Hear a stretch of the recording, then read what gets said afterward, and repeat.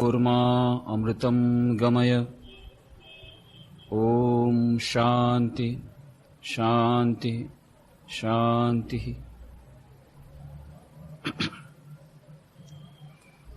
एकाग्रता અને ધ્યાન એ વિષય પર આપણે 63 ચર્ચાઓ કરી અને જોયું કે એકાગ્રતા અને ધ્યાન કેવી રીતે આપણા દૈનંદિન જીવનમાં તેમજ આધ્યાત્મિક જીવન માટે મહત્વપૂર્ણ છે। એકાગ્રતા અને ધ્યાનને પામવાના માર્ગો, એકાગ્રતા અને ધ્યાનના અભ્યાસમાં આવતા અવરોધો અને એ અવરોધોનું નિરાકરણ કેવી રીતે થઈ શકે એ બધાની ચર્ચા આપણે કરી રહ્યા હતા। અને આપણે જોયું કે ધ્યાન એ સપ્તમ સીડી છે પતંજલ યોગ સૂત્રના પ્રમાણે। યમ, નિયમ, આસન, પ્રાણાયામ, પ્રત્યાહાર, ધારણા, એ પછી ધ્યાન અને એ પછી સમાધિ। આપણે એકદમથી જો છલાંગ લગાવી અને ધ્યાનમાં જવા માંગીએ અને એમ વિચાર કરીએ કે ધ્યાનના અભ્યાસમાં તરત જ આપણને સફળતા મળી જશે અથવા સમાધિની અવસ્થા પ્રાપ્ત થઈ જશે, અથવા તો કોઈ જો આપણને લલચાવે ઇન્સ્ટન્ટ સમાધિના નામે કે આટલા ડોલર આપવાથી તમને ઇન્સ્ટન્ટ સમાધિ મળશે, તો એ છેતરામણીથી આપણે સાવધાન રહેવું જોઈએ। એટલું જ નહીં, ક્યારેક ક્યારેક આ ઉતાવળમાં ધ્યાન અને સમાધિમાં એના માર્ગમાં અથવા એના નામે જે બિઝનેસ ચાલી રહ્યો છે આજકાલ, એમાં આવી જવાથી સારા પરિણામો તો નહીં જ આવે, પણ સ્વામી વિવેકાનંદ રાજયોગના ગ્રંથમાં કહે છે કે ક્યારેક ક્યારેક ખતરનાક નીવડી શકે છે। મનની શક્તિઓને એ ચૂસી લેશે। કોઈ બીજાને જો તમારા મન પર આધિપત્ય જમાવા દો હિપ્નોટિઝમના નામે અથવા બીજા કોઈ શોર્ટકટના નામે અથવા કોઈ ડ્રગ્સ દ્વારા, તો ત્યારે પૂરતું તો સારું લાગશે, મનની પ્રશાંતિ અને એ સો કોલ્ડ સમાધિની અવસ્થા, પણ પછી એનું ભયંકર દુષ્પરિણામ આવશે। અને એટલા જ માટે સ્વામી વિવેકાનંદ કહે છે કે આપણે એ જાણી લેવું જોઈએ કે એકાગ્રતા અને ધ્યાનનો જે માર્ગ છે એમાં શોર્ટકટ કોઈ નથી, એના માટે કિંમત પૂરી ચૂકવવી પડશે। પણ હા, જેમ જેમ આપણે અગ્રસર થતા જશું તેમ તેમ આપણને એનો લાભ વધુ ને વધુ મળતો જશે, એની ખાતરી આપણને આપે છે। અને એટલા જ માટે એકાગ્રતા અને ધ્યાન માટે કોઈ એવો જાદુઈ ચિરાગ નથી, પણ બે જાદુઈ શબ્દો છે 3.5 અક્ષરવાળા, અને એ સિવાય એકાગ્રતા અને ધ્યાનને પ્રાપ્ત કરવાનો લાંબે ગાળે જે આપણા આધ્યાત્મિક જીવનમાં તેમજ લૌકિક જીવનમાં બંને રીતે સહાયભૂત થાય, એ બે શબ્દો જ આપણને સહાયરૂપ નીવડી શકે। અને એ બે 3.5 અક્ષરના જાદુઈ શબ્દો અભ્યાસ અને વૈરાગ્ય। ગીતામાં શ્રી કૃષ્ણ ભગવાન પણ અભ્યાસ અને વૈરાગ્યની વાત કરે છે, અને પાતંજલ યોગ સૂત્રમાં પણ આ અભ્યાસ અને વૈરાગ્યની વાત આવે છે। આ અભ્યાસ અને વૈરાગ્યના દ્વારા જ ધીરે ધીરે આપણે અગ્રસર થઈ શકીશું। જો આપણા મનમાં પ્રશ્ન ઉદ્ભવતો હોય, આટલા વર્ષોથી એકાગ્રતા ધ્યાનનો અભ્યાસ કરીએ છીએ, કેમ આપણે આગળ નથી વધતા? ઘણાના મનમાં પ્રશ્નો પૂછે, ઘણા પ્રશ્નો પણ પૂછે છે, હતાશા આવે છે, નિરાશા આવે છે। કેટલા વર્ષોથી તપસ્યા કરી, કેટલા વર્ષોથી આ સાધન અભ્યાસ અને વૈરાગ્ય કરી રહ્યા છીએ, તો કેમ સફળતા મળતી નથી? આ પ્રશ્ન ઘણાનો હોય છે। કેમ ધ્યાનમાં મન લાગતું નથી? તો એના માટે સૌથી પ્રથમ તો આપણે એકાગ્રતા ધ્યાનના અભ્યાસમાં આગળ વધી રહ્યા છીએ કે નહીં, એને જજ કરવાવાળા આપણે કોણ? શ્રીમા શારદા દેવી વાત કરે છે। શ્રીમા શારદાને કહ્યું કે માં, આટલા વર્ષોથી તો હું કરી રહ્યો છું, અભ્યાસ કરી રહ્યો છું, ધ્યાનનો અભ્યાસ કરી રહ્યો છું, આવી રીતે આધ્યાત્મિક સાધના કરી રહ્યો છું, પણ કંઈ ફળ તો દેખાતું નથી।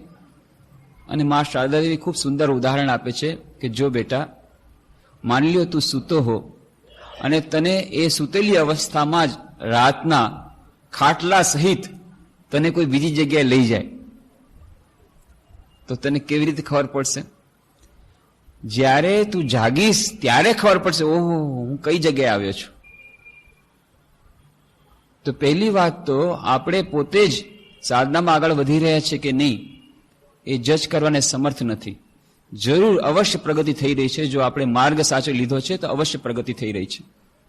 નંબર 1. નંબર 2, આધ્યાત્મિક જીવન માટે તેમજ દૈનંદિન જીવન માટે એક સોનેરી નિયમ એ હંમેશા યાદ રાખવો જોઈએ આપણે.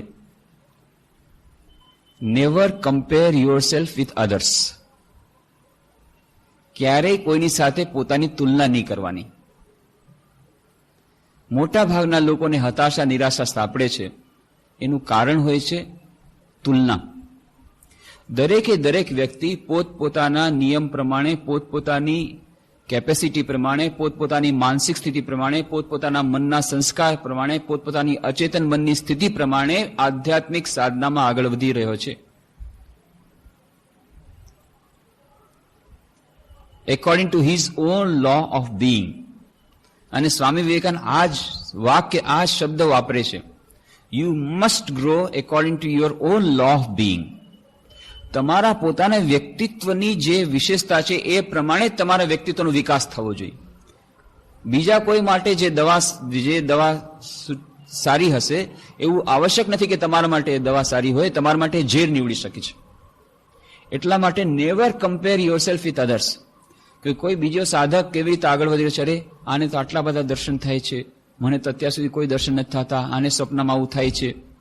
અને એટલા જ માટે આ જે કહ્યું છે એમાંનું એક કારણ કે કોઈ દિવસ પોતાના દર્શનની વાત શ્રી રામકૃષ્ણ કહે છે કે પોતાના દર્શનની વાત, પોતાની આધ્યાત્મિક સિદ્ધિઓની વાત, પોતાની આધ્યાત્મિક દર્શનોની વાત કોઈને ન કહેવી. રામકૃષ્ણદેવ કહે છે કોઈને ન કહેવી, પોતાના ગુરુને પણ ન કહેવી, મને પણ ન કહેવી. મારા વિશે દર્શન તમને મળે તો પણ મને ન કહેવી. આશ્ચર્ય.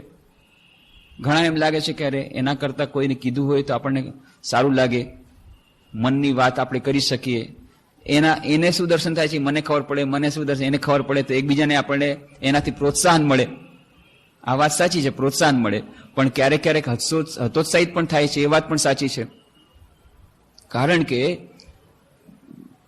એવું આવશ્યક નથી કે આધ્યાત્મિક સાધનાનું પરિણામ કોઈક દર્શન રૂપે જ આવશે.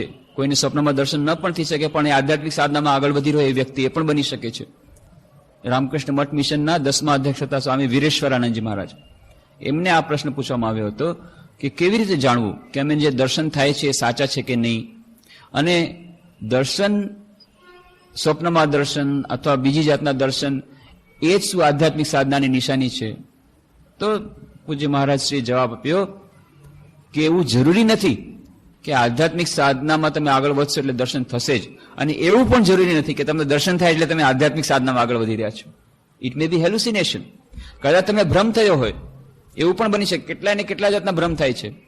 કોઈ ઓર્ડિનરી નાનકડી દવા પણ પીવાથી પણ કેટલી જાતના મનમાં વિચારો આવે છે. તો દવાના પ્રભાવથી પણ તો થઈ શકે છે, કલ્પનાના પ્રભાવથી થઈ શકે છે. તો ભ્રમ છે કે સત્ય જાણવું કેવી રીતે કે આ સાચા ભગવાનના દર્શન હતા કે ભ્રમ? તો કહે છે ને રિઝલ્ટ પરથી જાણી લ્યો.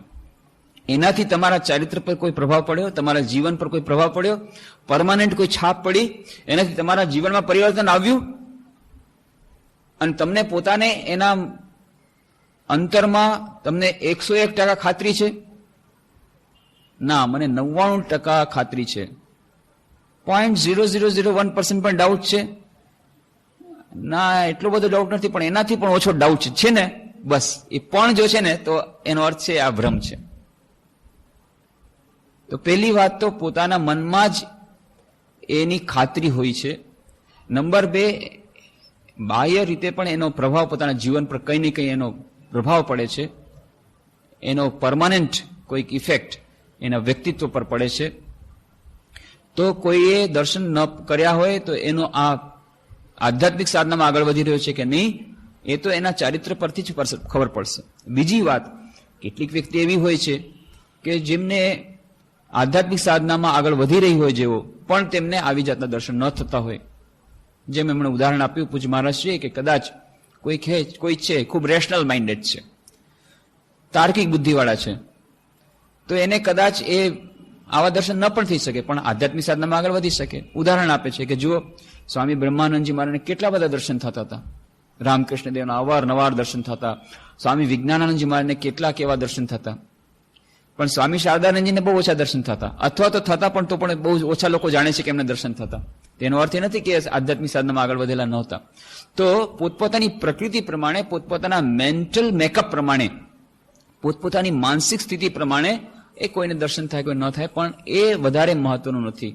વધારે મહત્વનું છે કે આધ્યાત્મિક સાધનામાં આગળ વધી રહ્યા છો તો એનો અર્થ છે જીવન પર એની કઈ અસર પડી રહી છે કે નહીં, ચારિત્ર પર અસર પડી રહી છે. તો એટલા જ માટે કદાચ એમ કહે છે કે પોતાના દર્શનની વાત ન કરવી, કારણ કે તમે દર્શનની વાત કરો તો બીજી વ્યક્તિ સાંભળી રહી એને લાગે અરે મને તો કઈ થયું નથી, એ હતોત્સાહિત થઈ જાય, અથવા એના દર્શન બીજા પ્રમાણે હોય તો એને ડાઉટ થઈ જાય, શંકા થઈ જાય. એટલા જ માટે કહ્યું છે કે પોતાના દર્શનની વાત પોતાની પાસે રાખવાની. વધારેમાં વધુ તમે પોતાના ગુરુ સાથે એની ચર્ચા કરી શકો છો, અથવા ગુરુ તુલ્ય કોઈ વ્યક્તિ હોય એની સાથે ચર્ચા કરી શકો છો, જે તમારા પોતાના મેન્ટલ મેકઅપ પ્રમાણે છે, કે જે તમને પાછું હજી વધુ શંકામાં ન નાખે, હજી વધુ તમને આ ગડમથલમાં ન નાખી દે અને તમને માર્ગદર્શન પૂરું પાડે. તો જે વાત કરી રહ્યા હતા કે never compare yourself with others. આધ્યાત્મિક સાધકો માટે પણ આ જ નિયમ છે કે તુલના નહીં કરવાની, કે હું ગઈકાલે જે હતો એનાથી આજે વધુ આગળ વધી રહ્યો છું કે નહીં. તુલના કરવી પડે. આપણે પોતાની પ્રગતિનો માપદંડ રાખવો હોય તો પ્રગતિ કરવી પડે, એની ચકાસણી કરવી પડે, પણ એ બીજા કોઈનાથી નહીં. ગઈકાલે હું જે કંઈ હતો અથવા હતી એનાથી આજે મારામાં કંઈક વધારે થયું છે કે નહીં, એ તુલના હું કરી શકું. પોતાના સાથે તુલના હું કરી શકું, પોતાની એ પ્રગતિની. પણ બીજી કોઈ વ્યક્તિ સાથે તુલના કરવા જતા ઈર્ષા આવે, કાં દ્વેષ આવે, કાં ઇન્ફિનિટી કોમ્પ્લેક્સ આવે, કાં સુપિરિટી કોમ્પ્લેક્સ આવે. જો આટલા વર્ષથી શું મંત્ર દીક્ષા લીધી છે, 20 વર્ષે મંત્ર દીક્ષા લીધી છે, હજી મેં મંત્ર દીક્ષા નથી લીધી ને મને આટલું સરસ ધ્યાન થાય છે અને આવા દર્શન થાય છે. શું કર્યું આ લોકો? કાંઈ નથી કર્યું. આ જ એક પ્રકારનો અહંકાર, એ પણ સાધકો માટે બાધા. તો વળી ઇન્ફિનિટી કોમ્પ્લેક્સ, અરે 20 વર્ષથી મેં દીક્ષા લીધી છે, મારું કાંઈ નથી. આ જો હજી આ લોકો નવા આશ્રમ આવવાનું શરૂ કરે, એ લોકોને કહે છે આને તો સાંભળ્યું છે રામકૃષ્ણ દેવ દર્શન આપે છે. શું કર્યું? મારું જીવન બેકાર છે. આ હતોત્સાહિત થઈ જવું, બધી રીતે આ બંને રીતે એ બાધક છે. તો never compare yourself with others. એ જ રીતે આપણા વ્યક્તિગત જીવન માટે પણ એ જ વાત છે, એ સાધારણ જીવન માટે પણ એ જ વાત છે. જે ભાવનગરમાં જવાનું થયું ત્યારે એક ભક્ત પરિવારમાં એમની એક દીકરી વિદ્યાર્થીની 12મા ધોરણમાં પ્રિલિમિનરી એ ખૂબ રડી રહી છે કે આ સ્વામીજીને સમજાવો કે એને ગમે તેમ કરીને હવે 12મા ધોરણ પરીક્ષા છે અને અત્યારે આવી રીતે કરી રહી છે. પરીક્ષા કે હું આપીશ નહીં, ખૂબ હતોત્સાહિત થઈ ગઈ છે. શું વાત છે? પ્રિલિમિનરીનું રિઝલ્ટ આવ્યું છે. દર વર્ષે ફર્સ્ટ આવતી હતી, આ વખતે પ્રિલિમિનરીમાં સેકન્ડ આવી છે. બસ એનો એને શોક લાગ્યો છે. અરે ફાઇનલમાં શું થશે? તો તમારું પેરામીટર શું જજ કરવાનું, પેલી જે બેન સેકન્ડ આવતી હતી એની સાથે તમારે કોમ્પિટિશન ફક્ત હતી.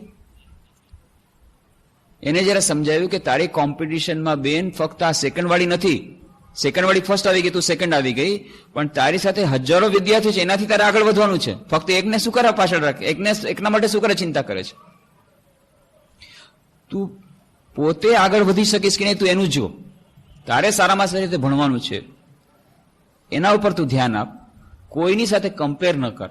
આ એક જ એને ફક્ત ફોર્મ્યુલા આપવામાં આવ્યો. ધીરે ધીરે એને કોન્ફિડન્સ આવ્યો અને પછી તો બહુ સારી રીતે એ પાસ થઈ ગઈ. પણ આ જે મુખ્ય વાત છે, નેવર કમ્પેર યોરસેલ્ફ અધર્સ, તુલના કોઈની નહીં કરવાની. બીજા જે પ્રશ્નો આમાં આવે છે સાથે સાથે, કે જ્યાં સુધી આપણે યમ અને નિયમમાં ઇસ્ટેબ્લિશ પૂરા નથી થયા ત્યાં સુધી ધ્યાનના અભ્યાસમાં ખૂબ ઊંડે ઉતરવા માંગતા આપણે હોઈએ તો ધ્યાનમાં સફળતા મળી જશે એ કલ્પના, એવી જાતની આશા એ રાખવી વ્યર્થ છે. એનો અર્થ એ નથી કે આપણે ધ્યાનનો અભ્યાસ છોડી દેવો. સ્વામી બ્રહ્માનંદજી મહારાજ કહે છે કે મનનું નિયંત્રણ જ્યાં સુધી પૂરું નહીં થાય, જ્યાં સુધી યમ નિયમ આ બધું નહીં થાય, જ્યાં સુધી મન શુદ્ધ નહીં થાય, જ્યાં સુધી મનનું નિયંત્રણ નહીં થાય પૂરેપૂરું, ત્યાં સુધી ખરેખર સારી રીતે ધ્યાન નહીં થાય. તો એનો અર્થ શું થાય? અત્યારે ધ્યાન છોડી દેવું નહીં. કારણ કે એ પણ વાત છે કે જ્યાં સુધી ધ્યાન નહીં કરો ત્યાં સુધી મન પણ શુદ્ધ નહીં થાય. એટલે બંને એકબીજાને પરિપૂરક છે. તો ચલાવવું તો પડશે જ, પણ આપણે જે આશા રાખીએ છીએ, ધૈર્યપૂર્વક આપણે ધ્યાનનો અભ્યાસ કરવો પડશે. આપણે જે આશા રાખીએ છીએ કે બસ ચટ અને ફટ થઈ જાય, એ આશા વ્યર્થ છે. એટલા માટે આ સીડી, સોપાન, યમ અને નિયમના સોપાન પર ધ્યાન રાખવું પડશે. યમ નિયમના સોપાન પર ધ્યાન રાખવું નથી ગમતું, પણ અમને ધ્યાનમાં અને સમાધિમાં જ મજા આવે છે, તો એ આશા નિરર્થક છે. સાથે સાથે બંને કામ કરવું પડશે. યમ એટલે શું? યમ એટલે આપણે જે વાત કરી હતી, અહિંસા, સત્ય, અસ્તેય, બ્રહ્મચર્ય, અપરિગ્રહ. નિયમ, સંતોષ, તપ, શૌચ, સ્વાધ્યાય, અપરિગ્રહ. આ બધી વાતો જ્યાં સુધી જીવનમાં વણાઈ નથી જાતી, પૂરેપૂરી વણાવવાની વાત નથી કહેતો, પણ થોડુંક પણ એનું આચરણ જે શરૂઆત નથી થતું, ત્યાં સુધી આપણે ધ્યાનના અભ્યાસમાં ખૂબ વધારે સફળતા મેળવી લેશું, એ આશા કરવી જ નિરર્થક છે. અને આપણે પોતાના જીવનમાં જોઈએ તો આપણે મોટા ભાગના લોકો કહેશે કે ના, અમારે ધ્યાનમાં તો ખૂબ આગળ વધવું છે, એકાગ્રતા અમારે બહુ જરૂરી છે, એ અમારે મેળવવી છે, પણ આ યમ નિયમ કીધા છે ને, એમાં અમને કોઈ ઇન્ટરેસ્ટ નથી, એ અમને બહુ રૂખું સૂકું લાગે છે. પણ આ પતંજલિ કહી ગયા છે કે આ પ્રથમ સોપાન છે, એના પછી જ બાકીના સોપાન આવે છે. યમ નિયમ, પછી આસન, પછી પ્રાણાયામ, પછી પ્રત્યાહાર, અને પછી ધારણા, અને એના પછી ધ્યાન, અને પછી અષ્ટમ સિદ્ધિ સોપાન છે સમાધિ, અષ્ટાંગ યોગમાંનું. તો એટલા માટે એ તો આપણે એની પ્રાઇસ પે કરવી પડે, સત્યનું પાલન કરવું પડે. સત્યનું પાલન તો બહુ જ કઠિન છે આજના યુગમાં. તો એ બધી વાત સાચી છે, સત્યનું પાલન કરવું જોઈએ, એ વાત સાંભળવી ગમે છે, કહેવી ગમે છે, પણ એનું પાલન કરવું આપણને નથી ગમતું. એટલું જ નહીં, કેટલાક માતા પિતા તો શિખામણ પણ આપે છે કે જો ગાંધીજીની જીવન કથા વાંચવી જરૂર, એની આત્મકથા વાંચો, એમાં અમને વાંધો નથી. ગાંધીજીનો જન્મદિવસ પણ ઉજવો, પણ ગાંધીજીના જીવનને ફોલો નહીં કરવાનું. કારણ કે આજનો જમાનો બદલાઈ ગયો છે. આજના જમાનામાં સત્યની કોઈ એની ઓળખાણ નથી. તમે સત્યવાદી બનશો તો વેદિયા વેળા કરે છે એવું કહેવાશે. એટલા માટે સત્યનું પાલન નહીં કરવાનું. બધાને કહેવાનું કે તમે સત્યનું પાલન કરો, પોતે નહીં કરવાનું. મા બાપ પોતે પણ એમ જ કરે છે. એ જ પછી નાનકડું બાળક પછી કે જ છે કે પપ્પા કે છે કે પપ્પા ઘરમાં નથી. પપ્પા કે છે કે બહાર જઈને કહી દો, પપ્પા કે છે પપ્પા ઘરમાં નથી. પછી પાછળથી એને ખૂબ માર પડે કે આવી રીતે કહેવાય, તને કીધું તું પપ્પા ઘરમાં નથી એમ કહેવાનું, પણ પાછું આ શું કરવું મળ્યું કે પપ્પા કે છે પપ્પા ઘરમાં નથી. નાનકડો બાળક બિચારો શું જાણે, એને કહી દીધું જેમ હતું કે પપ્પા કેવડાવે છે કે પપ્પા ઘરમાં નથી. આ નાનપણથી જે લોકોને સંસ્કાર દેવામાં આવે છે. પછી આપણે વિચાર કરીએ, એ જ માતા પિતા, એક જ પિતા પુત્રને શિખામણ આપે છે, મોટો પુત્ર છે, ગાંધીજીની આત્મકથા વાંચી છે, ગમે તેમ કરીને એના સંસ્કાર સારા છે, સાધુ પુરુષ છે, અને એ માને છે કે મારી ઈમાનદારીપૂર્વક જીવવું જોઈએ. એને વારંવાર શિખામણ આપે છે કે જો ભાઈ, આ જમાનો આ સત્યનો જમાનો નથી, સત્યના પાલનનો જમાનો નથી, તું ટકી નહીં શક. આજના જમાનામાં, આજના સમાજમાં તું ટકી નહીં શક. પ્રેક્ટિકલ બન, આ પ્રેક્ટિકલ બન, આ એક જ શિખામણ.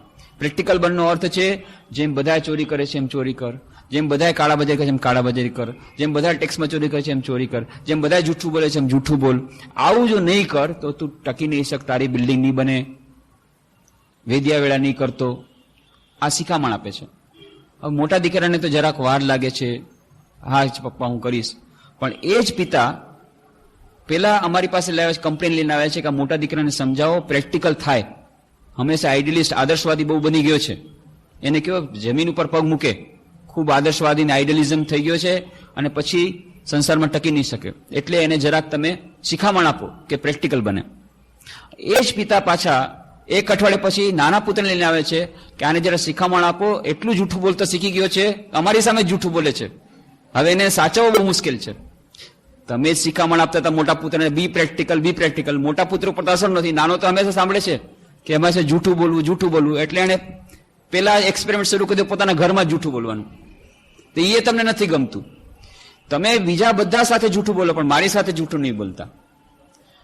આપણે એમ ધારીએ છીએ જો આપણા મન અને વાણીમાં અને વર્તનમાં કેટલું બધું અંતર છે, જરાક આપણે વિશ્લેષણ કે ખબર પડે છે. આપણે પોતે જ આ નિયમ ઘડી લીધો અને બધાને કહીએ છીએ કે આજના જમાનામાં સત્યનું પાલન શક્ય નથી, પ્રેક્ટિકલ બનવું પડે. અને પ્રેક્ટિકલ બનવાનો અર્થ છે આ વેદિયા વેડા મૂકી દેવા પડે, જ્યારે જરૂર પડે ત્યારે જૂઠું બોલવાનું, જરૂર પડે ત્યારે ચોરી કરવાનું, આ બધું આપણે માનીએ છીએ. પણ જ્યારે કોઈ આપણી ચોરી કરે છે, જ્યારે કોઈ આપણી સામે જૂઠું બોલે છે, એ આપણને પાછું નથી ગમતું કે જો કેવા બગડી ગયા, આ છોકરો કેવો બગડી ગયો, મારી સામે જૂઠું બોલે છે. પણ તમે જ મોટા છોકરાને સમજાવતા હતા કે જૂઠું બોલવું જોઈએ, હવે નાનો છોકરો જૂઠું બોલે છે એ નથી ગમતું, તો તમે શું ચાહો છો જરા વિચાર કરો ને. આપણે ચાહીએ છીએ કે હું જૂઠું બોલું પણ મારી સામે કોઈ જૂઠું ન બોલે. તો આ વિશ્લેષણ કરવાથી ખબર પડશે કે આપણા વાણીમાં અને વર્તનમાં બંનેમાં અંતર છે. અને જ્યાં સુધી બંનેમાં અંતર છે ત્યાં સુધી આ સત્ય ઉપર આપણે આધારિત નથી થયા, અને સત્ય ઉપર જ્યાંથી પ્રતિષ્ઠિત નહીં થયા ત્યાં સુધી યમ નથી થયો. યમ નથી થયો ત્યાં પછી આ પ્રથમ સીડી આપણે નથી મૂકી, અને પછી સપ્તમ સીડી ધ્યાનની અને અષ્ટમ સીડી સમાધિની. અને આપણે કહીએ છીએ ધ્યાનમાં કેમ મન લાગતું નથી, કેમ એકાગ્રતા આવતી નથી, આ બતાવવા માટે. જીવનમાં કેટલા બધા એવા પ્રસંગો આવે છે. એક ટ્રેનમાં પિતા અને પુત્ર જઈ રહ્યા હતા.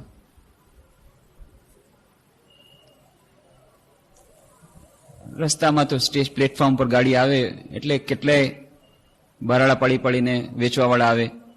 જ્યાં વેચવાવાળા એ મીઠાઈ આવી છે, નાનકડું બાળક છે, પપ્પા મીઠાઈ લે દો. પપ્પા કે ચૂપ રહે, અભી થોડા दिन पहले खाया है, चुप रहे. पप्पा मिठाई ले दो रोना शुरू कर दिया.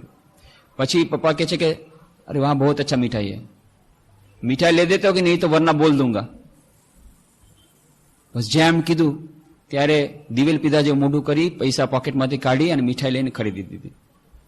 વળી આગળ ચાલી ટ્રેન, વળી બીજું પ્લેટફોર્મ, બીજો સ્ટેશન પર, વળી પાછું બીજી કઈ આવી જ વસ્તુ. પપ્પા લે દો, નહીં અભી તો લિયા મીઠાઈ, લે દો વરના બોલ દૂંગા. જ્યાં કીધું ત્યાં વળી પોકેટમાંથી કાઢીને આપી દીધું. વળી ત્રીજા પ્લેટફોર્મ પર એક રમકડા વાળા આવ્યા, પપ્પા ખિલોના લે દો, बहुत खर्चा कराया, चुप रहे अभी, ले देते हो कि नहीं तो बोल दूंगा. ફરી પાછો બિચારો રમકડું ખરીદે છે, ચૂપ થઈ જાય છે. એટલે આ જે સાથે જવાળા છે એ લોકોને આશ્ચર્ય થયું કે ભાઈ વાત શું છે, આ તો કાશ્મીરી ટેરરિસ્ટની જેમ આને એકદમ ટેરરાઇઝ કરી નાખ્યો છે. આવડું નાનકડું બાળક, એને પૈસા રહ્યો ને કે ભાઈ તમને વાંધો ન હોય તો જરા એક વાત પૂછીએ. આ નાનકડા બાળકથી તમે આટલા ગભરાવ છો, આ તમારું આવી રીતે તમારું એ તમને એક્સપ્લોઇટ કરે છે, બ્લેકમેલિંગ તમારી કરે છે, કાશ્મીરી ટેરરિસ્ટની જેમ તમને ડરાવે છે અને તમે ડરી જાઓ છો. આ શું વાત શું છે? કે ભાઈ શું વાત છે, એમાં મારો જ વાંક છે કે ટિકિટ લીધી નથી. એને કઈને રાખ્યું તો કે ટીટી આવે ત્યારે કહેવાનું નહીં કે મારી ઉંમર આટલી છે, અને હવે તો શું થાય, આ ટિકિટ કરતા મારા પૈસા વધારે ખર્ચાઈ ગયા આમાં. જ્યાં કે ભાઈ વરના બોલ દૂંગા મેરી ઉંમર કિતની હે, બસ પતી ગયું. કે હવે તો પાછો ડબલ ફાઇન દેવો પડશે હવે જો ખબર પડશે તો, અને મારી લાજ જશે અલગ, એટલા માટે હવે તો મારે એની બધી ઈચ્છા પૂર્ણ કરવી જ પડશે. તો સત્યનું પાલન જયારે નથી કરતા ત્યારે છેવટે સત્યમેવ જયતે વાત છે ને, સત્યમેવ જયતે નાનૃતમ, મુંડકોપનિષદમાં વાત છે. શંકરાચાર્ય એનું ભાષ્ય કરતા કહે છે કે સત્યમેવ જયતેનો અર્થ થાય છે જે લોકો સત્યનું આચરણ કરે છે અંતમાં એનો જય થાય છે. સાવ ખોટું. ઉપનિષદની વાત, ઋષિ મુનિઓની વાત બધી ખોટી. અમે સમાજમાં જોઈ રહ્યા છીએ ને, જે લોકો અસત્યનું આચરણ કરે છે એ લોકો મજામાં છે, એ લોકોની બિલ્ડિંગ બને છે, એ લોકોનું સન્માન થાય છે, એ લોકો દીકરીના વિવાહમાં લાખો રૂપિયા ખર્ચે છે, એ લોકોની વાહવાહ થાય છે. અને જે લોકો સત્યનું પાલન કરે છે એ લોકોને પરીક્ષામાં નંબર ઓછા મળે છે, એ લોકોને પૈસા ઓછા મળે છે, એ લોકો વગોવાય છે કે આ લોકો તો ઇમ્પ્રેક્ટિકલ છે. તમે કેમ કહો છો સત્યમેવ જયતે? અંતમાં સત્યનો જય થાય છે એમ લખેલું છે. નંબર 1. નંબર 2, જે લોકો સત્યનું આચરણ નથી કરતા એને પ્રાઇસ તો પે કરવી જ પડે છે. આ તો એક જ ઉદાહરણ આપ્યું કે છેવટે ખબર પડશે કે સત્યનું આચરણ કરવાથી, સત્યનું આચરણ ન કરવાથી જે ફાયદો થવાનો હતો એ ફાયદાને બદલે નુકસાન વધુ થયું છે. અંતમાં સમજાશે. પણ પેલા દુઃખ સહન કરવું પડશે. જે લોકો સત્યના માર્ગે જાય છે, સત્યનો માર્ગ સીધો એ ગુલાબના ફૂલ પર ચાલવા જેવો તો નથી જ. એ તો ગાંધીજી પોતે કહે છે. ગાંધીજી એમ માને છે સત્યમેવ જયતે, સત્યનું આચરણ કરવું પડે. એ તો એમ જ સમજે સત્ય જ પરમેશ્વર છે. સત્ય એટલે સત એટલે પરમ સત્ય, એટલે કે પરમ ઈશ્વર. એમ જ માને છે કે સત એટલે જ પરમેશ્વર, સત્ય એટલે જ પરમેશ્વર. એમ જ માને છે ગાંધીજી. અને એટલે જ કહે છે કે સત્ય એ સૌથી મોટો એ ગુણ છે, કારણ કે એનાથી સત્ય પરમ સત્યની પ્રાપ્તિ થાય છે. પણ એ વાત પણ ગાંધીજી સ્વીકાર કરે છે કે સત્યનો માર્ગ એ સરળ તો નથી જ, કાંટાવાળો માર્ગ છે, દુઃખ સહન કરવું પડે. આ દિવસ સુધી જે લોકો સત્યના માર્ગે ગયા છે એ લોકોને આ દુઃખ સહન કરવું પડ્યું છે, પણ અંતમાં વિજય થાય છે. મહાભારતનું યુદ્ધ જુઓ, પાંડવોને કેટલું દુઃખ સહન કરવું પડ્યું, પણ અંતમાં વિજય થયો. હરિશ્ચંદ્ર રાજાની વાર્તા આપણે વાંચેલી છે, સાંભળેલી છે. દશરથની આપણે વાર્તા યાદ છે. જેટલી બધી વાર્તાઓમાં ખબર પડે છે કે શરૂઆતમાં સેક્રિફાઈસ કરવો પડે છે. જે લોકો સત્યના માર્ગે જાય છે એ લોકોને બલિદાન દેવું પડે છે. પણ એ બલિદાનનું ફળ શું થાય છે? એ બલિદાનનું ફળ થાય છે વિજય. પણ આ વિજયનો અર્થ શું છે? વિજયનો અર્થ શું? એમ જ છે કે જે બીજા બધા લોકો જે એને વિજય સમજે છે એનું જ નામ વિજય? શું એને સુખ મળે છે સત્યના આચરણ કરવા વાળાને? આ બધા પ્રશ્નો અત્યંત મહત્વપૂર્ણ છે. જ્યાં સુધી આ બધા પ્રશ્નોનું નિરાકરણ આપણા મનમાં નહીં થાય, આપણે આ યમ નિયમ ની પાછળ નહીં જઈએ અને યમ નિયમનું પાલન નહીં કરીએ ત્યાં સુધી આ ધ્યાનમાં આગળ નહીં વધી શકીએ. એટલે આ બધું એકબીજાથી સંકળાયેલું છે. અને એકાગ્રતાના અભ્યાસ માટે પણ આ અત્યંત આવશ્યક છે. એક યુવક આવીને મને કહે છે થોડા દિવસો પહેલા કે મારું મન એકદમ ભણવામાં લાગતું નથી. શું વાત છે? ના, મને ડર લાગે છે. TY BSc છે અને આ વખતે ખૂબ પોલિટિક્સ કરવાવાળા છે અને પ્રોફેસર્સ એ લોકોએ મનમાં નક્કી કર્યું છે કોને ફર્સ્ટ આપશે. મારું દર વખતે ફર્સ્ટ આવે છે, પણ આ વખતે મને નહીં આવવા દે, કારણ કે એ લોકોએ મનમાં નક્કી કર્યું છે કોને લાવવા દેશે કોને નહીં, મારા પેપરમાં કંઈક કરશે તો. આ બધા ડર લાગે છે. જ્યાં ભણવા બેસું ત્યારે એ જ લાગે છે, અરે આવી રીતે થશે તો, બેમાની થશે તો, મારું પેપર બરાબર નહીં, એની પરીક્ષા બરાબર નહીં થાય તો. આ ચિંતાને કારણે મારી મનમાં એકાગ્રતા નથી રહેતી. બીજા એક બેન કહે છે કે જ્યારે ભણવા બેસું છું ત્યારે મન એકાગ્ર થતું નથી, ભણવા મન લાગતું. કેમ? એ જ વિચાર આવે છે ભણીને ફાયદો શું? કારણ કે બીજી બધી બહેનો તો બધી ચોરી કરવાની છે. મને ખબર છે એ લોકો ચોરી કરશે અને મને એવા સંસ્કાર મળે છે હું ચોરી નહીં કરું. એટલે હું ભણીને આટલી બધી મહેનત કરીને પણ જે નહીં લખી શકું, એ લોકો ચોરી કરીને મારા કરતા વધારે નંબર મેળવવાના છે. તો શું ફાયદો? આવી પરીક્ષાની સિસ્ટમ હોય તેમાં શું ફાયદો ઈમાનદારીપૂર્વક કરવાથી? ભણવાથી ફાયદો શું ઈમાનદારીપૂર્વક રહેવાથી? આ બધી જાતના પ્રશ્નો બધાને સતાવે છે. આ પ્રશ્નો કોને સતાવે છે? જે લોકો સાધારણ છે. બે વ્યક્તિઓને સતાવતા નથી. એક જેનું કોન્સાયન્સ નામની વસ્તુ જરી નથી આવી, જે લોકો પશુની કેટેગરીમાં છે, એ લોકોને આવી જાતની કોઈ વિચાર જ નથી આવતા. ભાઈ જેમ બધા ચાલે છે એમ ચાલો, પ્રવાહોની સાથે તણાઈ જાઓ, ઘેટા અને બકરાની જેમ બધા કરે છે ને ચોરી, હાલો ચાલો આપણે ચોરી કરીએ. એમાં વિચારવાનું નહીં કઈ. એ લોકોને કોઈ જાતની સમસ્યા નથી, કોઈ જાતનું અંતર્દ્વંદ નથી. બીજા કેટલાક એવા છે જે લોકોના મનમાં સંસ્કાર એટલા સુદૃઢ થઈ ગયા છે કે મરવું પડશે તો મરવું પડશે, પણ અમે કોઈ જાતનો કોમ્પ્રોમાઇઝ કરવા માંગતા નથી સિદ્ધાંત સાથે. સત્યની સાથે એટલા બધા એ લોકો ઓતપ્રોત થઈ ગયા છે કે એ લોકોને આવો વિચાર જ નથી આવતો કે ગમે એટલા એના માટે બલિદાન દેવું પડશે, એના માટે તૈયાર છે. આ છે પૂર્ણ પુરુષો. આવી વ્યક્તિઓ તો બહુ જ ઓછી છે સંસારમાં. પીસાઈ જાય છે કોણ? આ વચલી વ્યક્તિઓ, જે લોકોનું કોન્શિયન્સ થોડું જાગૃત થયું છે, જે લોકોનું કોન્શિયન્સ બાઇટ કરે છે, જે લોકોના મનમાં થોડીક ચેતના જાગૃત થઈ છે, અરે આપણે ખોટું કરી રહ્યા છીએ, હો, ડંખ મારે છે એમના મનમાં. આ વાત તો સાચી છે, પરીક્ષામાં ચોરી તો ન કરે, ભલે બધા કરતા હોય, પણ મારે ચોરી ન કરવી જોઈએ, હું સમજુ છું, તો કરવી કે નહીં? ના, કરીશ તો નહીં. પણ દુઃખ તો થાય છે કે જો બીજા લોકો ચોરી કરીને આગળ વધી ગયા અને હું પાછળ રહી ગઈ. આ દુઃખ તો જરૂર થાય છે. આવી વ્યક્તિઓ માટે આ અંતર્દ્વંદ છે. એ લોકોને જો ખબર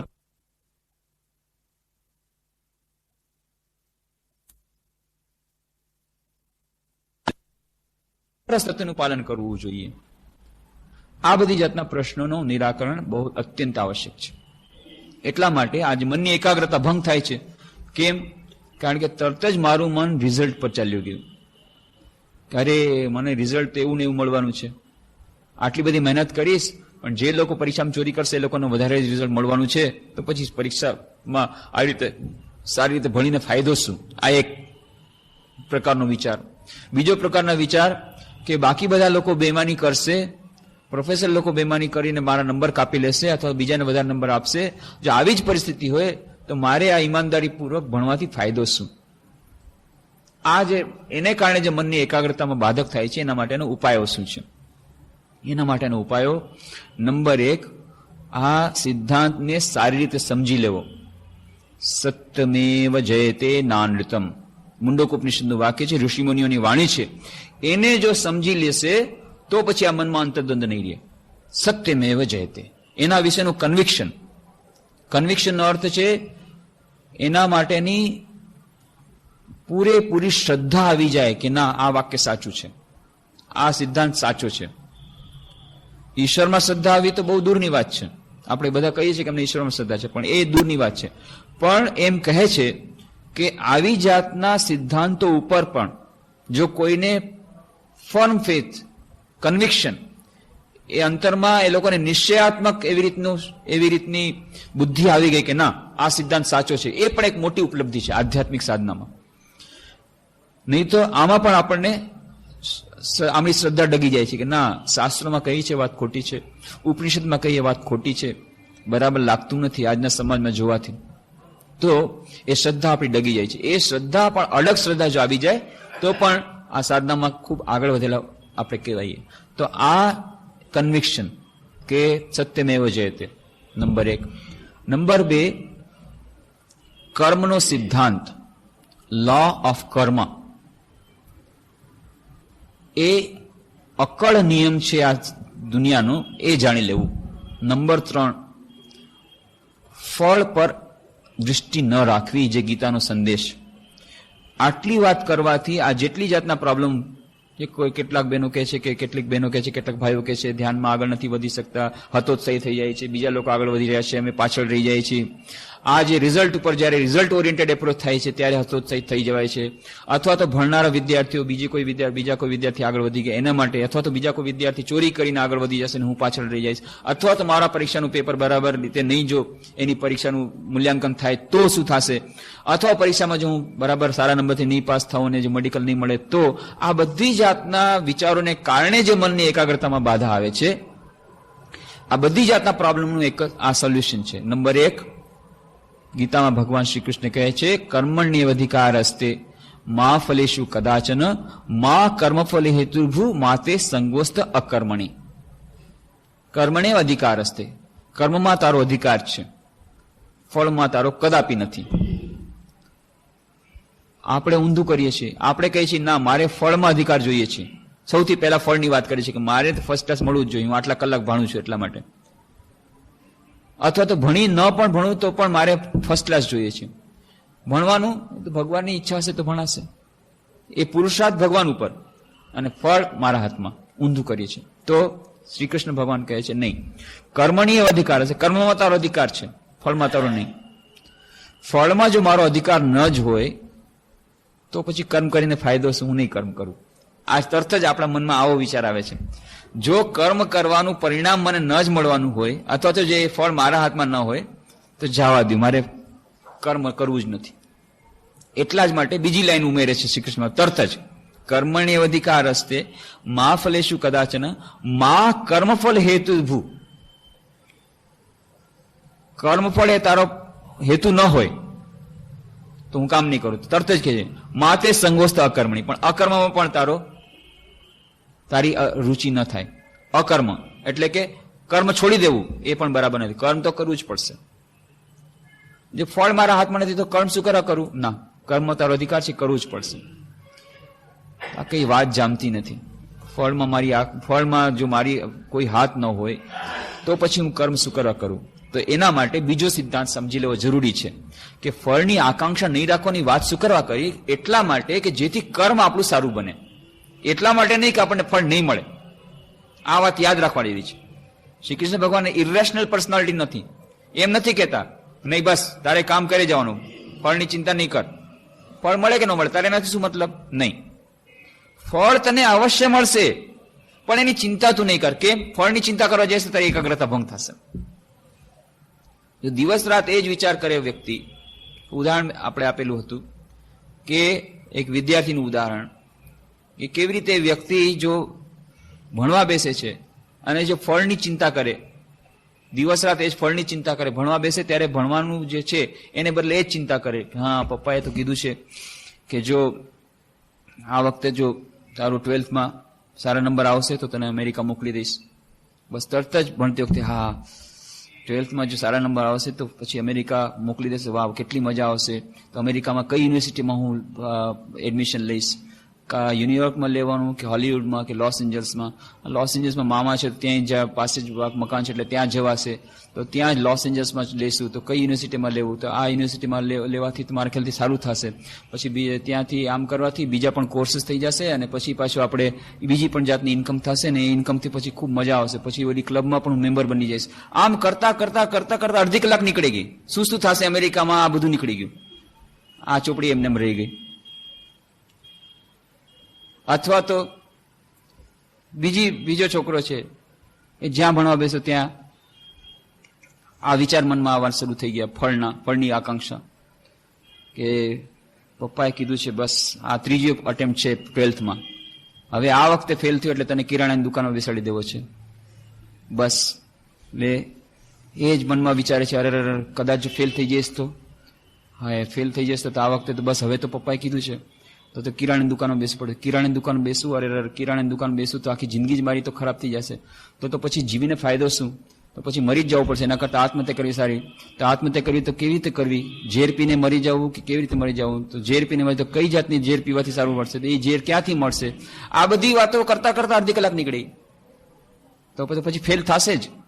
જો આ ભણવાને બદલે કેવી રીતે મારે મરી જવું, આત્મહત્યા કરવી એના વિચાર કરે કે હું ફેલ થવાથી આમ થશે તો શું કરવું, તો પછી ફેલ થવાનું જ છે. એટલે શ્રી કૃષ્ણ ભગવાન કહે છે ફળની તરફ તારી દૃષ્ટિ ન હોવી જોઈએ, તારું મન એકાગ્ર કર્મમાં. અને બીજી વાત યાદ રાખજે કે જેવા કર્મ કરશો એવું ફળ મળશે. ક્યારે મળશે, કેવી રીતે મળશે એની ચિંતા નહીં કર, કારણ કે એ તારા હાથમાં નથી. કેટલાક એવા નિયમો છે, અદૃષ્ટ નિયમો પ્રમાણે ચાલે છે. એની પાસે પણ કોઈ રેશનાલિટી છે, પણ એ સુપર કોમ્પ્યુટરમાં બધું ફિટ થયેલું છે, તમારા નાના કોમ્પ્યુટરમાં ફિટ થયેલું નથી.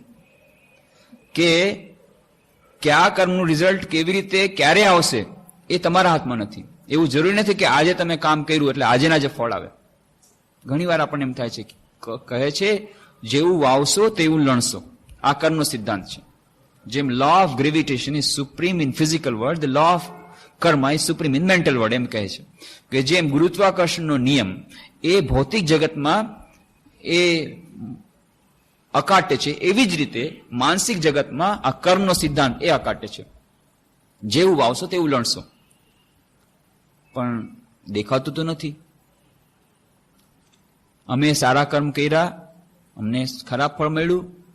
અમે બાજુની વ્યક્તિએ ખરાબ કર્મ કર્યા, સારું ફળ મળ્યું. અમે આટલા બધા કલાકો સુધી ભણ્યા, અમને ખરાબ ઓછા નંબર મળ્યા. બીજા છોકરાએ કાંઈ નહીં, કાંઈ મહેનત ન કરી, 5 જ પ્રશ્નો કર્યા, 5 પ્રશ્ન એ જ આવ્યા, અથવા તો એને ચોરી કરી ગમે તે કરીને એને સારા નંબર મળ્યા. કોઈ કે ખૂબ મહેનત કરે છે, વેપારમાં બહુ ઓછી સફળતા મળે છે. કોઈ કે કાંઈ મહેનત નથી કરતા, પોતાને મળે એને આટલા બધા રૂપિયા મળી ગયા. તો તમારો કર્મનો સિદ્ધાંત ક્યાં ગયો? તો કર્મનો સિદ્ધાંત કહે છે જેવું વાવશો તેવું લણશો, પણ ક્યારે લણશો એ છુપાયેલું છે, બ્રેકેટમાં છે. મેં કેરીનું ઝાડ વાવેલું છે તો તમને કેરી જ મળશે, પણ આજે નહીં મળે. મેં કેરીનું ઝાડ વાવ્યું અને મને આંબલી મળી. મેં આટલા સારા કામ કર્યા, મને દુઃખ મળ્યું. જરૂર તમારી વાત સાચી છે, પણ આ જે દુઃખ જે છે એ તમારા આજના કર્મનું પરિણામ નથી, એ તમારા પૂર્વના કર્મનું પરિણામ છે. આજે જે તમને આંબલી મળી રહી છે, આજે જે તમે કેરી વાવી એને બદલે આંબલી નથી મળી રહી. આજે જે કેરીનું ઝાડ આવ્યું એની કેરી તમને જરૂર મળશે, પણ 10 વર્ષ પછી. અત્યારે જે આંબલી મળી રહી છે એ આંબલી 10 વર્ષ પહેલા વાવી હતી, એ અત્યારે મળી રહી છે. તો આજે જે કર્મ કરી રહ્યા છું એનું રિઝલ્ટ આજે ને આજે મળશે એવું કઈ જરૂરી નથી. આજે મળે, કાલે મળે, 10,000 જન્મો પછી મળે, 10,000 વર્ષો પછી મળે, પણ મળશે જરૂર. અને આજે જે કઈ મને ફળ મળી રહ્યું છે એ મારા પૂર્ણ કર્મનું ફળ છે. તો એમ કહે છે કે હિન્દુ ધર્મ તો પ્રારબ્ધવાદમાં માને છે, પણ નહીં. સ્વામી વિવેકાનંદ કહે છે આપણું વેદાંત તો પુરુષાર્થમાં એટલા માટે માને છે કે પ્રારબ્ધના પણ અમે ઘડવૈયા છીએ, એમ માને છે. નસીબના મનથી માનતા નથી. નસીબ છે, પ્રારબ્ધ છે, પણ કોણે બનાવ્યું? તમારા પોતાના કર્મોએ પ્રારબ્ધ બનાવ્યું. તો સ્વામી વિવેકાનંદ બહુ સરસ ઇક્વેશન મૂકે છે કે જો મારું વર્તમાન મારા ભૂતકાળ દ્વારા નિર્મિત થયું હોય, મારા ભૂતકાળના કર્મો દ્વારા મારા વર્તમાનનું ફળનું નિર્માણ થયું હોય, તો એ જ વાત પુરવાર કરે છે કે મારું ભવિષ્યના જે ફળ છે મારા વર્તમાનના કર્મો દ્વારા નિર્મિત થશે. અને એટલા માટે હું મારા ભવિષ્ય મારા હાથમાં છે. એ અર્થમાં હું મારો પોતાના ભવિષ્યનો ઘડવૈયો છું, મારા પોતાના ભાગ્યનો ઘડવૈયો છું, મારા પોતાના પ્રારબ્ધનો ઘડવૈયો છું. એનો અર્થ એ નથી કે નસીબ નામની વસ્તુ નથી, એનો અર્થ એ નથી કે પ્રારબ્ધ નામની વસ્તુ નથી, પણ આ પ્રારબ્ધ પોતાના કર્મો દ્વારા નિર્મિત થાય છે. આજે મને જે ફળ મળી રહ્યું છે એમાં કદાચ મારી પોતાની, એમાં આજના કર્મોની કદાચ કોઈ ઇફેક્ટ નહીં હોય, પણ એ ઇફેક્ટ કોઈ ને કોઈ વખતે એનું અસર આવશે જ આવશે, આવશે જ આવશે. આ છે કર્મનો સિદ્ધાંત. જ્યાં સુધી આ કર્મનો સિદ્ધાંત આપણે સારી રીતે નહીં સમજી લઈએ ત્યાં સુધી આ પુરુષાર્થમાં આપણે નહીં લાગી શકીએ. ક્યારેક ક્યારેક આપણે હતોત્સાહી થઈ જઈએ કે અરે આટલી મહેનત કરી, લ્યો અમે તો ઈમાનદારીપૂર્વક કામ કર્યું, અમને કાંઈ ફળ ન મળ્યું. આ લોકો બેમાનીપૂર્વક કર્યું, આ લોકોને ફળ મળી ગયું. જોઈએ છે એ લોકોની બિલ્ડિંગ બંધાઈ રહી છે અને આપણે એમને એમ રહી ગયા. શું મળ્યું? એક બેન રડતા રડતા કહે છે શું મળ્યું? મારા પપ્પા આટલી બધી ઈમાનદારીપૂર્વક રહ્યા, અમને શું મળ્યું? બીજા બધા જે એમના રિલેટિવ બધા આગળ વધી ગયા, તો શું થયું? ફાયદો થયો સત્યનું આચરણ કરવાથી. આ ક્યારેક આવી બધી વસ્તુઓ મનમાં આવે છે કારણ કે જ્યારે આપણે કર્મનો સિદ્ધાંત નથી સમજતા. કર્મનો સિદ્ધાંત અકાટ્ય છે. તમે જેવું કામ કરશો એવું લણશો, પણ આજે કાલે 1000 જન્મો પછી એનું ફળ અવશ્ય મળશે. એક ઇક્વેશન એ ક્યાંય પુસ્તકોમાં નહીં મળે, પણ એ ઇક્વેશન આપણે પોતાના જીવનમાં જો એને જરાક સ્ટડી કરવાનો પ્રયત્ન કરશું, જરાક એના ઉપર અધ્યયન કરશું, તો લાગે છે કે ઇક્વેશન સાચું છે. R is equal to A multiplied by T, where R is equal to result, A is equal to action and T is the time lag between action and result. એટલે કે આ જે રિઝલ્ટ છે, જે ફળ મળે છે, એ શેના ઉપર આધારિત છે? કર્મ ઉપર આધારિત છે. સારા કર્મ કરશો સારું ફળ મળશે, ખરાબ કર્મ કરશો ખરાબ ફળ મળશે. અને સાથે સાથે જો આ ઇક્વેશન મૂકવામાં આવે multiplied by T, time lag, એટલે કર્મ અને ફળની વચ્ચેનું જે ગાળો છે એની સાથે જો આપણે એને મલ્ટીપ્લાય કરીએ, એની સાથે એને ગુણાકાર કરી દઈએ તો આપણને મળશે એનું ફળ. એનો અર્થ શું છે? જો તમે ખરાબ કામ કર્યું હોય અને જો તમને 2 વર્ષમાં જે એનું ફળ મળી જાય, તો માની લ્યો એનું ફળ તમને મળ્યું X. પણ જો તમે ખરાબ કામ કર્યું હોય અને 4 વર્ષ પછી જો એનું ફળ મળે તો 2X, એના કદાચ બમણું ફળ મળશે ખરાબ. તો જે લોકો વધુ ખરાબ કામ કરે છે એને વધુ ખરાબ ફળ મળવાનું હોય છે, એટલે જરાક ગાળો વધારે હોય છે. આ જોજો, જે લોકો વધારે કામ ખરાબ કરે છે, જે લોકો ઓછું કામ ખરાબ કરે છે, આપણે પોતાના જીવનમાં જ કરીને જોઈ લ્યો. કદાચ જો નાનકડી કોઈ ચોરી કે નાનકડું જૂઠું બોલ્યા તો તરત જ એને ફળ મળી જાય છે. મોટું ખરાબ કામ કરીએ તેનું ફળ તરત જ નથી મળતું, ત્યારે તો ખૂબ મજા આવે છે, છેવટે ખબર પડે છે. એવી જ રીતે સારું કામ કરો નાનકડું સારું કામ કરો, તરત જ ફળ મળી જાય છે, તરત જ શાબાશી મળી જશે, વાહ બહુ બેટા બહુ સારું કર્યું. પણ બહુ સારું કામ કરો એનું ફળ તરત જ નથી મળતું, ઘણા વર્ષો પછી મળે છે. અને જેટલા વર્ષો પછી મળશે એટલું એનું ફળ એટલું બમણું એટલું વધારે મળશે. એટલા માટે કહે છે કે ભાઈ જેને બહુ ખરાબ કામ કર્યા હોય તો પછી એને ફળ આ જન્મ નહીં મળે, એને કદાચ પછી જેવા કર્મ કર્યા છે એવી યોની મળે. કૂતરા જેવા કામ કરે કૂતરાની યોની મળે, પછી એને કૂતરાની યોનીમાં તો દુઃખ ભોગવવાના છે એટલે અત્યારે ભલે સુખ ભોગવી લે. બીજી વ્યક્તિને બહુ જ ઓછા ખરાબ કામ કર્યા છે એનું ફળ એને અત્યારે મળી રહ્યું છે, અને જેટલા સારા કામ કર્યા છે એનું મૃત્યુ પછી એને ફળ મળવાનું છે, એ આપણે જોતા નથી. માં શારદાદેવીને પ્રશ્ન પૂછવામાં આવ્યો કે માં, આ સંન્યાસીઓ આટલું બધો ત્યાગ કર્યો, આખું જીવન એ લોકોએ બીજાના સેવામાં વતાવ્યું છે, દિવસ રાત બીજાનું ચિંતન, બીજાના માટે પ્રાર્થના, દિવસ રાત બીજાના માટે કામ કરે છે, અત્યારે વૃદ્ધાવસ્થામાં જુઓ તો કેટલું બધું દુઃખ સહન કરી રહ્યા છે. મેં કીધું બેટા આ એ લોકોનો છેલ્લો જન્મ છે, જેટલું આખા હજારો જન્મનું દુઃખ ભોગવવાનું હતું આટલું જ બાકી, જે કઈ કર્મના ફળ આ વખતે હિસાબ ચૂકતે કરવાનો છે, આ હિસાબ ચૂકતે થઈ રહ્યો છે. એટલે તમને લાગે છે કે કેટલું દુઃખ ભોગવે છે, દુઃખ નથી ભોગવી રહ્યા, આખો હિસાબ ચૂકતે થઈ રહ્યો છે. માની લો 10 લાખનું દેણું હોય તો પછી 10 લાખના દેણામાંથી 5 રૂપિયા તમે પેમેન્ટ કરો તો કાંઈ દેખાય નહીં, પણ 5 જ રૂપિયાનું દેણું હોય તો તમને એમ લાગે કે ભાઈ આ 5 રૂપિયા દેણું પતાવીએ અને આપણે ચૂકતે હિસાબ કરી નાખીએ.